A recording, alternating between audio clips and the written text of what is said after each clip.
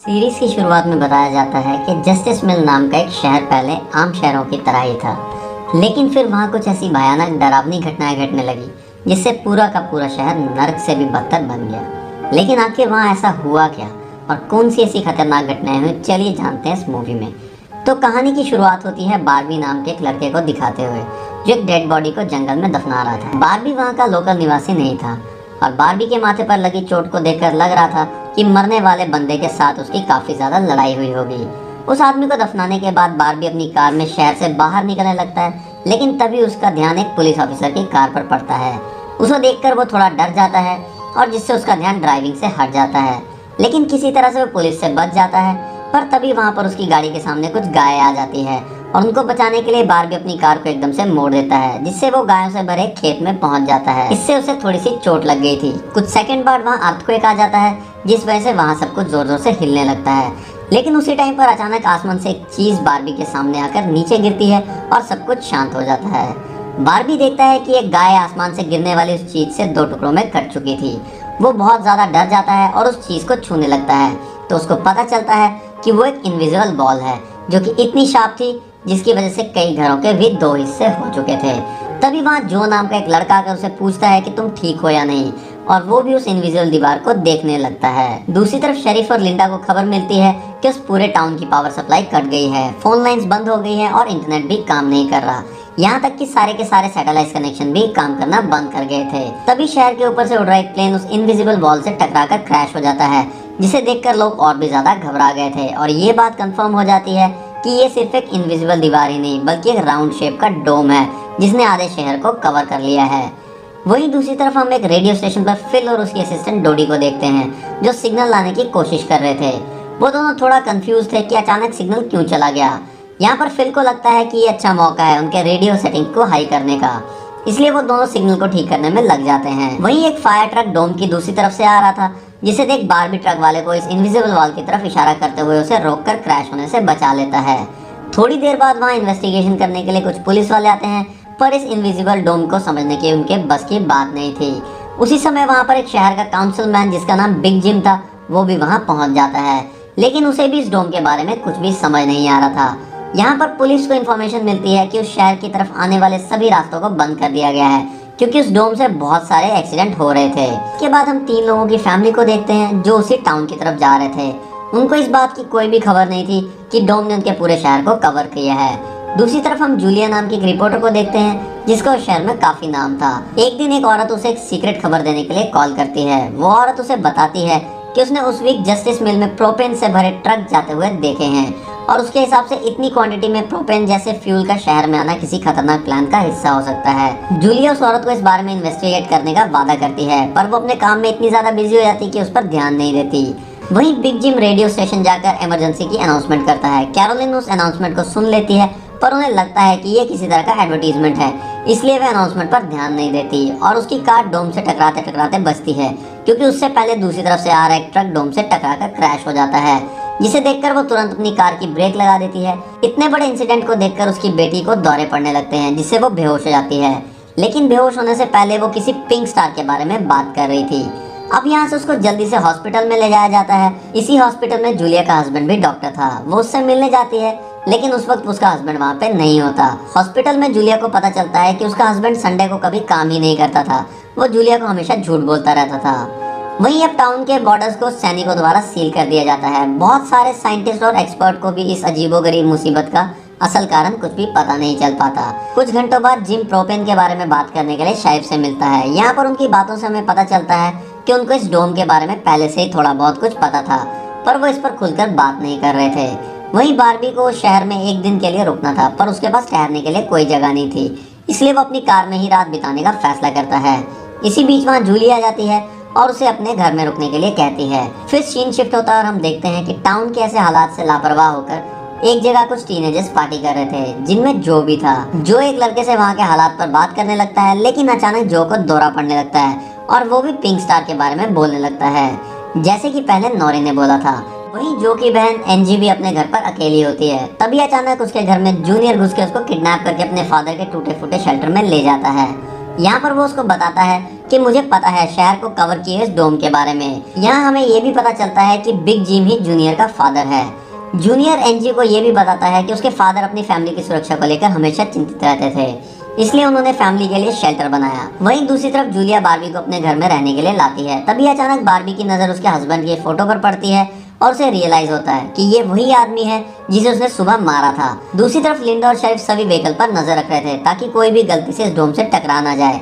तभी अचानक शरीफ को अटैक आ जाता है और वहीं वो मर जाता है। अब यहाँ से हमें सुबह की घटना के फ्लैशबैक के बारे में दिखाया जाता है, जहाँ बार्बी टाउन में जूलिया के हस्बैंड से मिलने आया था। वो उनसे कुछ पेमेंट की बात करता है, पर डॉक्टर उसे पेमेंट देने से इनकार कर देता है, जिस वजह से उन दोनों में झगड़ा हो जाता है और एक्सीडेंटली बार्बी उसे गोली मार देता है। बार्बी जानता था कि भले ही उसने गोली गलती से चलाई है, लेकिन इसकी सजा उसको जरूर मिलेगी, इसलिए उससे बचने के लिए उसने बॉडी को जंगल में दफना दिया। वहीं प्रेजेंट में उठकर सुबह बार्बी देखता है कि उसके गले की चेन गायब है, तो वो जूलिया को इसके बारे में पूछता है। जूलिया उससे कहती है कि वो उसको उसकी चेन ढूंढ कर दे देगी, पर तभी उसको याद आता है कि वो चेन उसने उस केबिन में ही गिरा दिया था जहाँ उसने उसके पति को मारा था। उधर जो अपने फ्रेंड बेन के साथ था, जिसने पिछली रात उसकी मदद की थी। बेन जो से पिंक स्टार के बारे में पूछता है तो उसको रात के बारे में कुछ भी याद नहीं था। वहीं रेडियो स्टेशन में डोडी एक स्पेशल डिवाइस की मदद से डोम के बाहर वाले लोगों को कांटेक्ट करने में सक्सेसफुल हो जाती है। वो सोल्जर्स को आपस में बात करते हुए सुन रही थी। वो सोल्जर्स भी कंफ्यूज थे कि आखिर ये इनविजिबल बॉल है क्या। वहीं दूसरी तरफ जिम रेस्टोरेंट में बैठा ब्रेकफास्ट कर रहा था कि लिंडा वहां आकर उसे शरीफ के मरने की खबर सुनाती है। वो लोग तुरंत बंकर में डेड बॉडीज को दफनाने वाले के पास जाते हैं, जिसका नाम लेस्टर था। इधर एनजी शेल्टर में किसी को मदद के लिए बुलाने की पूरी कोशिश करती है, पर वो कामयाब नहीं हो पाती। लेकिन तभी वहाँ जो आ जाता है और उसे चेन के जरिए बेड से बांध देता है। वहीं जिम लेस्टर को अपने साथ लेकर आता है, जो कि शरीफ का ही दोस्त था। शरीफ की मौत से वो बहुत ज्यादा दुखी और परेशान हो जाता है। जब लिंडा उनके आसपास नहीं होती तो वो और बिग जिम पिछले महीने होने वाले प्रोपेन के इंपोर्ट के बारे में बात करते हैं, क्योंकि प्रोपेन के इंपोर्ट में उन तीनों का ही हाथ था और उन्होंने टाउन वालों से ये बात छुपाई थी। शरीफ की मौत से उनको ये कंफर्म हो गया था कि उनके इन्वॉल्वमेंट के बारे में अब कोई किसी को कुछ नहीं बता पाएगा, जो कि उनके लिए एक अच्छी खबर थी। उसी दिन बाद में जब लिंडा पुलिस स्टेशन आती है तो वो देखती है कि जिम शरीफ के ऑफिस में कुछ ढूंढ रहा है। लिंडा के पूछने पर जिम उससे कहता है कि वहाँ वो शरीफ की वसीयत के पेपर्स ढूंढ रहा था, लेकिन असल में वो प्रोपेन के इंपोर्ट से जुड़े पेपर्स को ढूंढने आया था, जो उसे और लिस्टर को परेशानी में डाल सकते थे। वो तुरंत बाहर आकर लिस्टर को बोलता है कि मुझे लगता है कि पेपर शरीफ के घर में ही होंगे, जिनको लाने के लिए वो लिस्टर को तुरंत उसके घर भेजता है। इसी बीच जूलिया जल्द ही रेडियो स्टेशन पर टोडी के पास जाती है, जहाँ वो देखती है कि वो लोग डिवाइस के जरिए डोम के बाहर खड़े सैनिकों की बातचीत सुन सकते हैं। उनकी बात सुनने पर जूलिया को पता चलता है कि वो लोग जमीन खोदकर डोम को बाहर निकालने की कोशिश कर रहे हैं, पर वो इस काम को करने में कामयाब नहीं हो पा रहे थे। इसके बाद जूलिया रेडियो के जरिए पूरे टाउन में डोम वाली खबर को फैला देती है, जिससे लोगों में डर पैदा हो जाता है और लोग घबरा जाते हैं। वहीं जो और बेन बॉर्डर के पास साइंटिस्ट को अपना काम करते हुए देखते हैं। साइंटिस्ट ये देखते हैं कि डोम के ऊपर पानी का कोई असर होता है या नहीं, पर उन्हें ज्यादा कुछ समझ में नहीं आ रहा था, जिससे वो किसी नतीजे पर नहीं पहुंचते। वहीं जो देखता है कि ये डोम एक छलनी की तरह काम कर रहा है। वो बेन को बताता है कि इस डोम से बिल्कुल मामूली सा पानी आर पार जा सकता है। दूसरी ओर बार्बी अपने चेन ढूंढने जूलिया के हस्बैंड डॉक्टर के केबिन में जाता है। वहाँ उसको उसका चेन मिल जाता है, पर तभी जूनियर वहाँ आके उसे देख लेता है। यहाँ पर बार्बी को लगता है शायद उसे चेन देखते हुए जूनियर ने देख लिया और वो जूनियर को ऐसे नहीं जाने देना था, इसलिए वो जूनियर की बुरी तरह से पिटाई करने लगता है। वहीं हम देखते हैं कि लेस्टर शरीफ के घर पहुंचकर प्रोपेन इंपोर्ट के पेपर्स को ढूंढने लगता है। कुछ टाइम बाद उसे वो पेपर्स मिल भी जाते हैं, पर वो उन्हें जला देता है और जब वो वहाँ से जाने लगता है तो उसका पैर लगने से पेपर्स की आग घर के पर्दों में लग जाती है, जिससे आग की लपटें पूरे घर में फैल जाती हैं और पूरा घर जलने लगता है, जिसे देखकर जल्द ही बहुत सारे लोग वहाँ जमा हो जाते हैं और आग बुझाने की कोशिश करते हैं, पर फायर ट्रक के बिना आग बुझाना नामुमकिन था। अगर वो लोग घर को जलने देते तो डोम के अंदर का टेम्परेचर बहुत ज्यादा बढ़ जाता, जिससे लोगों की जाने भी जा सकती थी। इसलिए सब मिलकर आग को बुझाने लगते हैं और इसी बीच बार्बी लोगों को आग बुझाने में लीड करता है। तभी लिंडा को घर के अंदर से लेस्टर की आवाज सुनाई देती है और वो अंदर जाके उसे घसीटकर बाहर निकाल लाती है और उसको इलाज के लिए डॉक्टर के पास भेज देती है। यहाँ पर लोगों को आग बुझाने में 1 घंटे के बाद भी कामयाबी नहीं मिलती, उल्टा आग और बढ़ जाती है। आखिर में जिम एक लोडर लेके आता है और घर को गिरा देता है और तब कहीं जाकर आग शांत होती है। इसके बाद सारे थके हुए लोग इकट्ठा होते हैं। उनमें से पॉल नाम का एक पुलिस वाला फ्रस्ट्रेट होकर कहता है कि हम सभी लोग इस डोम के अंदर से कभी बाहर नहीं निकल पाएंगे। वो कहता है कि हम सभी इस डोम के अंदर ही मरने वाले हैं। इतना कहता हुआ वो हवा में गोली चला देता है, जो कि डोम से टकराकर एक दूसरे पुलिस वाले को लग जाती है और वो तुरंत मर जाता है। यहाँ पर पॉल को अरेस्ट कर लिया जाता है। अंधेरा होने पर जो और उसके दोस्त स्केटिंग के लिए जाते हैं, तभी वहाँ पर नोरी जो के पास आकर उसे कहती है कि उसे अपना फोन चार्ज करना है। जो उसे अपने घर ले जाता है क्योंकि उसके घर में जनरेटर था जो उस टाउन के गिने चुने घरों में ही था। इधर लिंडा पॉल को लेकर जेल आती है। वहाँ कुछ लोग पुलिस स्टेशन के बाहर प्रोटेस्ट कर रहे थे। असल में वो लोग पुलिस की घटिया सिस्टम का विरोध कर रहे थे। जिम उन सबको ये कहकर शांत करवा देता है कि जरूरत पड़ने पर उन सबकी मदद की जाएगी। लॉकअप में बंद होने के बाद पॉल को हार्ट अटैक आ जाता है, जिससे लिंडा उसकी मदद के लिए दौड़कर अंदर जाती है। लेकिन तभी उसे पता चलता है कि पॉल सिर्फ अटैक करने की एक्टिंग कर रहा था। इस मौके का फायदा उठाकर पॉल उसे धकेलकर लॉकअप में बंद करके वहाँ से भाग जाता है। इधर जूनियर फिर से एनजी के पास जाता है, मगर एनजी समझ चुकी थी कि अगर उसे यहाँ से निकलना है तो जूनियर को अपने झूठे प्यार के जाल में फंसाना पड़ेगा।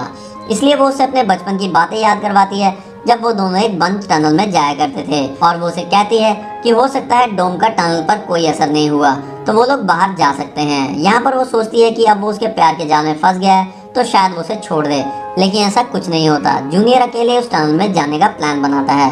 फिर जिम जब पुलिस स्टेशन में आता है तो पॉल की जगह लिंडा को लॉकअप में बंद देख के वो तुरंत उसे लॉकर से बाहर निकालता है। फिर हमें पता चलता है कि पॉल अपने साथ एक राइफल और कुछ गोलियां लेकर गया है। लिंडा तुरंत उसकी तलाश में जंगल की तरफ निकल जाती है, क्योंकि उसे पता था कि पॉल अक्सर शिकार करने जंगल की तरफ ही जाया करता था। वहीं जिम लोगों से पॉल को तलाश करने के लिए उसकी टीम में ज्वाइन करने को कहता है, तो बारबी से भी वो उसके साथ चलने के लिए कहता है, क्योंकि वो आग बुझाने में अच्छा लीडर साबित हुआ था। वहीं दूसरी तरफ जूलिया जूनियर को टनल की तरफ जाते हुए देखती है। वो उसे रोककर पूछती है कि वो बैकपैक करके कहाँ जा रहा है, लेकिन जूनियर बहुत जल्दी में था और वो कहता है कि मैं बस यहीं आसपास में दोस्त से मिलने जा रहा हूँ, जिससे जूलिया का शक उस पर और भी बढ़ जाता है और वो उसका पीछा करते हुए टनल तक पहुंच जाती है। इधर जो के घर पर जो और नोरी साथ में नाश्ता कर रहे थे, तभी बेन और दो लड़कियों को लेकर उसके घर में आ जाता है, जिन्हें फोन चार्ज करना था। इधर जंगल में हम देखते हैं कि सर्च टीम पॉल को ढूंढ लेती है और उसी टाइम पॉल एक लड़के की टांग में गोली मार देता है। दूसरा लड़का भी उसे संभालने के लिए वहीं रुक जाता है, जबकि जिम और बारबी पॉल के पीछे भागते हैं। दूसरी तरफ जूनियर टनल की आखिरी सिरे तक पहुंच जाता है। वहां जाकर उसे पता चलता है कि डोम ने टनल को भी कवर किया हुआ है। वो दीवार को बिल्कुल करीब से पहुंच जाता है, जिससे उसकी टॉर्च जलने लगती है। तभी जूलिया वहां आकर उसे वार्न करती है। जूलिया को देखकर जूनियर को बहुत ज्यादा गुस्सा आ जाता है, क्योंकि वो उसका पीछा कर रही थी। इस बात से जूनियर पागलों की तरह इनविजिबल वॉल को पंच मारने लगता है, जिससे जूलिया उसे रोकती है। फिर दोनों बैठकर बात करने लगते हैं। इधर जो के घर लोगों से भर जाते हैं, जो अपनी जरूरत के लिए उसके जनरेटर का यूज करने आए थे।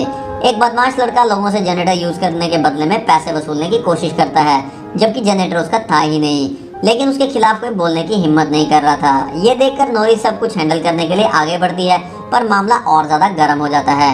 लेकिन इससे पहले कि कुछ गलत होता, तभी लाइट चली जाती है और सब वहाँ से चले जाते हैं। नोरी इस बात से बहुत खुश हो जाती है कि जो ने उस बहस में उसका साथ दिया। वहीं जंगल में बारबी और जिम पॉल तक पहुँच जाते हैं। पॉल ने अपनी राइफल निकाल रखी थी, जिससे वो जिम को मारने ही वाला था कि तभी पीछे से लिंडा आकर उसको शूट कर देती है। दूसरी तरफ कैरोलिन जो के घर जाती है और अपनी बेटी नोरी से मिलती है। वो नोरी से कहती है कि उसे थोड़ा जिम्मेदार बनना चाहिए। उसकी डांट सुनकर नोरी और जो एक दूसरे का हाथ पकड़ लेते हैं, जिससे उनमें एक स्ट्रेंज स्पार्क पैदा होता है और उसी वक्त उन दोनों के दौरे पड़ने लगते हैं। और फिर एक बार वो दोनों किसी पिंक स्टार के बारे में बात कर रहे थे। इधर जूनियर शेल्टर में एनजी के पास जाता है, लेकिन इस बार उसके हाथ में फर्स्ट एड किट थी। एनजी उसके जख्मों पर मरहम पट्टी कर रही थी और चुपके से एक सीजर अपने पास रख लेती है। वहीं हम देखते हैं कि जूलिया और बारबी दिन भर की थकान के बाद घर वापस लौटते हैं, लेकिन जूलिया जूनियर की बातें सुनने के बाद ही बारबी पर शक करने लगी थी। और अब जब बारबी नहाने जाता है तो जूलिया उसका सामान चेक करने लगती है। और इसी के साथ साथ इस सीरीज का ये फर्स्ट पार्ट यहीं पे खत्म हो जाता है।